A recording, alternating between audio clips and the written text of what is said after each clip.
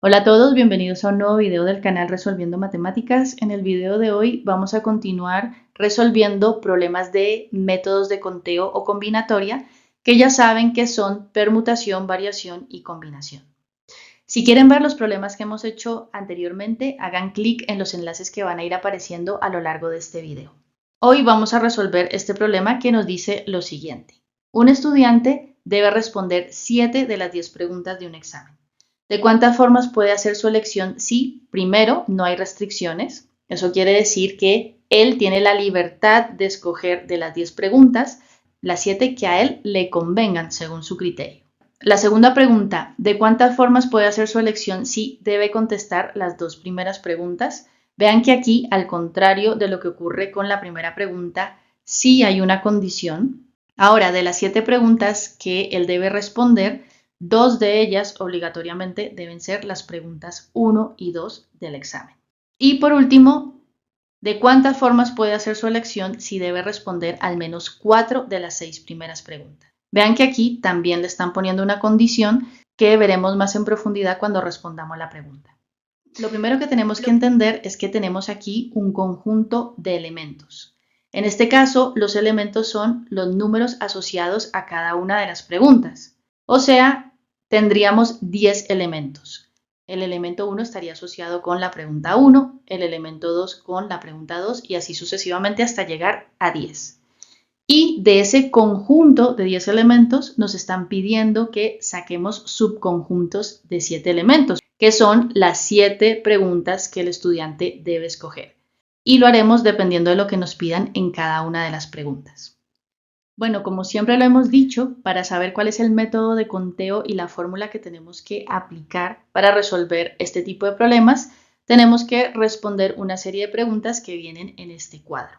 La primera, como ven, dice ¿importa el orden de los elementos? Viéndolo desde el problema, ¿ustedes creen que importa que el estudiante responda primero la segunda pregunta, luego la cuarta, luego la séptima, luego la novena, la quinta, la 3 y por último la primera? Es decir, siga esta secuencia 2, 4, 7, 9, 5, 3, 1, o que conteste primero la cuarta, la novena, la séptima, luego la quinta, la segunda, la primera y por último la tercera, siguiendo esa secuencia 4, 9, 7, 5, 2, 1, 3. Si lo piensan bien, realmente no importa el orden en que él conteste las preguntas. Lo importante es que conteste 7 de las 10 preguntas, que es lo que se le pide. Así que en este caso nosotros podríamos contestar que no importa el orden de los elementos, y por lo tanto fácilmente hemos llegado a que el método de conteo que tenemos que utilizar es el de combinación. La segunda pregunta que nos llevaría a la fórmula que hay que aplicar es si hay repetición de elementos. Eso quiere decir que si el alumno puede contestar 2 veces la misma pregunta. Evidentemente no. Así que llegamos a la fórmula que tenemos que utilizar, n factorial entre m factorial por n menos m factorial, en donde n indicaría el número de elementos del conjunto, que en este caso es 10, y m sería el número de elementos de cada uno de los subconjuntos que nos están pidiendo, que en este caso es 7. No nos queda más sino operar, lo que nos daría que hay 120 formas en las que él puede escoger 7 de las 10 preguntas del examen sin ninguna restricción. Pasemos ahora a la segunda pregunta. Ya sabemos que ahora de las 7 preguntas que el estudiante tiene que contestar, 2 de ellas obligatoriamente son las preguntas 1 y 2 y por lo tanto ahora solamente tiene la libertad de escoger 5 de las 8 preguntas que quedan disponibles. Por lo tanto, el conjunto de elementos que tenemos ahora para jugar es de 8 elementos y nos están pidiendo los subconjuntos de 5 elementos que podemos formar con este conjunto. Aplicamos nuevamente la fórmula anterior, en donde n ahora es 8 elementos del conjunto, no 10, y m es el número de elementos de los subconjuntos que tenemos que formar, que son 5. Resolvemos y nos dan que el estudiante tiene ahora 56 formas de hacer la elección, teniendo en cuenta la restricción de esta pregunta. Y la última pregunta nos pide que averigüemos de cuántas formas el estudiante puede hacer su elección si de las 7 preguntas que tiene que elegir, al menos 4 deben estar dentro de las 6 primeras preguntas. Esto nos da 3 alternativas posibles. La primera de ellas es que de las 6 primeras preguntas responda 4, por lo que le quedarían 3 por escoger de las preguntas que van de la 7 a la 10, como pueden darse cuenta en el dibujo. Vean que aquí les he dividido las preguntas de tal manera que ahora las preguntas que van de la 1 a la 6 van a ser un conjunto diferente de las preguntas que van de la 7 a la 10.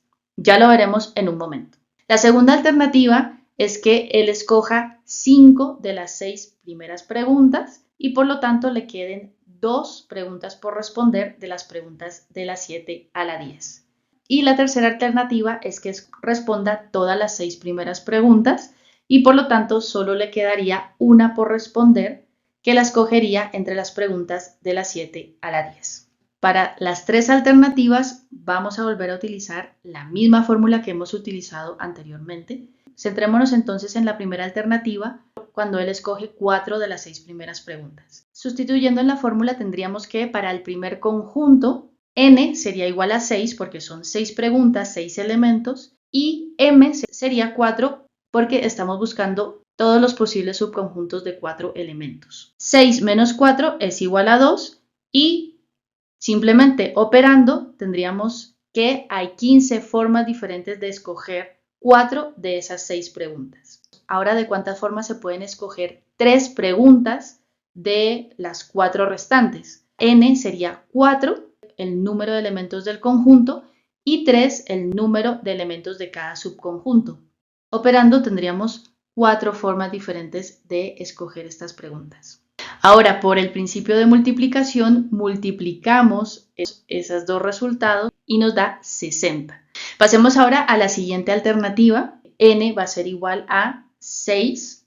Sigue siendo 6. Son 6 preguntas, 6 elementos del conjunto, pero ahora nos piden el número de subconjuntos que se pueden obtener de 5 elementos. Por lo tanto, M es igual a 5. Y 6 menos 5 es igual a 1. Operando tendríamos entonces que el estudiante tiene 6 posibles formas de escoger 5 de esas 6 preguntas. Aquí hacemos lo mismo, n continúa siendo 4 y m ahora cambia a 2, porque si escogimos 5 preguntas anteriormente, pues le quedan ahora por escoger 2 de estas 4 preguntas. 4 menos 2 pues nos da 2 y operando tendríamos 4 factorial entre 2 que nos da 6.